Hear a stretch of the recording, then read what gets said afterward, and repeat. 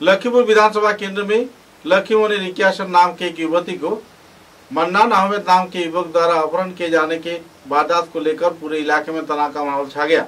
गौरतलब है कि इस दिन बीना गांधी क्षेत्र के रहने वाले मन्नान तथा स्कॉटपुर क्षेत्र में रहने वाले लक्ष्मीरानी रिक्यासन को जिस तरीके से लोगों ने अनोखे तौर पे उछाला, जिसके चलते पूरे इलाके में तनाव का माहौल छा गया।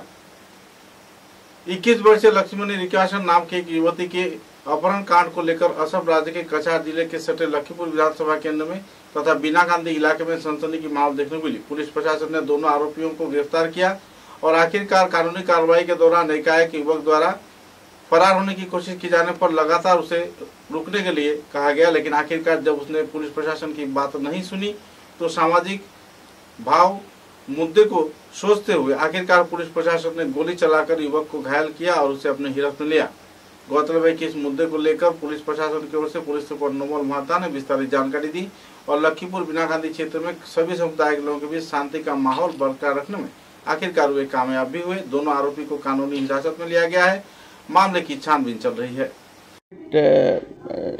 যোৱাকালি এটা সিৰিয়াছ ল এণ্ড অৰ্ডাৰ সিটুৱেশ্যন এটা উদ্ভৱ হৈছিলে। তাত এগৰাকী ছোৱালীক, এগৰাকী 19 বছৰীয়া ছোৱালীক, চাহ বাগিচাৰ ছোৱালীক এগৰাকী স্থানীয় এগৰাকী যুৱকে তেওঁ ইতিমধ্যে বিয়া বাৰু কৰা ল'ৰা ছোৱালী আছে আৰু ছোৱালীজনীক কিডনেপ কৰি লৈ যায়। তাৰ ফলত স্থানীয় ৰাইজে তাত কেইবাশ লোক গোট খাই তাত এটা উত্তপ্ত পৰিস্থিতিৰ সৃষ্টি কৰে। সেই সময়ত পুলিচৰ সৈতেও যিসকল এজিটেটেড লোক আছিলে তেওঁলোকৰ মাজত হতাহতি হ'ল আৰু ইতিমধ্যে যিজন ব্যক্তি একিউজ যিজন ব্যক্তি তেওঁৰ নাম হ'ল মানান আহমেদ, তেওঁৰ বয়স 32 বছৰ।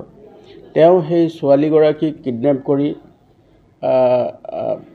ইয়াৰ পৰা লৈ যাবৰ কাৰণে চেষ্টা কৰিছিলে। সেইটো সময়ত আমি মিজোৰাম বৰ্ডাৰত বিশেষ সূত্ৰৰ পমখেদি আমি সেই ছোৱালীগৰাকীক ৰিকভাৰ কৰিবলৈ আমি সক্ষম হ'লোঁ আৰু মানান আহমেদ নামৰ যিজন একিউজ ব্যক্তি আছিলে তেওঁক ধৰিবলৈ আমি সক্ষম হ'লোঁ। আৰু ৰাতিয়ে আমি যেতিয়া সেইজন ব্যক্তিক আমি লৈ আহোঁ বাছকান্দি আউটপোষ্টত, যেতিয়া লৈ অহা হয় বাছকান্দি আউটপোষ্টলৈ লৈ অহা হয়, সেইটো সময়তে ৰাতি প্ৰায় 2টা বজাত যেতিয়া তেওঁক চিকিৎসাৰ কাৰণে লৈ যোৱা হয়, মানে নৰ্মেল চিকিৎসাৰ কাৰণে যেতিয়া লৈ যোৱা হয়, সেই সময়ত শিৱপুৰ নামৰ এটা অঞ্চলত, মৰগাং শিৱপুৰ বাছকান্দিৰ এটা অঞ্চলত তেওঁ আমাৰ আৰক্ষীৰ যিজন কৰ্তব্যৰত কনষ্টেবল আছিলে তেওঁক আঘাত কৰি তেওঁ পলাই যাবলৈ চেষ্টা কৰে আৰু পলাই যাবলৈ চেষ্টা কৰি তেওঁ বহু দূৰ দৌৰি যায়। পুলিচে তেওঁক বাৰংবাৰ তেওঁক ৰবৰ কাৰণে নিৰ্দেশ দিয়ে। তেওঁক ৰবৰ কাৰণে ৱাৰ্ণিং দিয়াৰ পিছতো তেওঁ নৰৈ তেতিয়া পুলিচে উপায়ন্তৰ হৈ এটা ব্লেংক ফায়াৰ কৰে আৰু ব্লেংক ফায়াৰ কৰাৰ পিছতো যেতিয়া তেওঁ নৰয় আৰু তেওঁ ওচৰতে মানে যিটো পথাৰ আছিলে আৰু ৰাতিৰ সুযোগ লৈ তেওঁ পলাই যাবলৈ চেষ্টা কৰে আৰু সেই সময়তে পুলিচে তেওঁক বিলো দ্য নি আৰু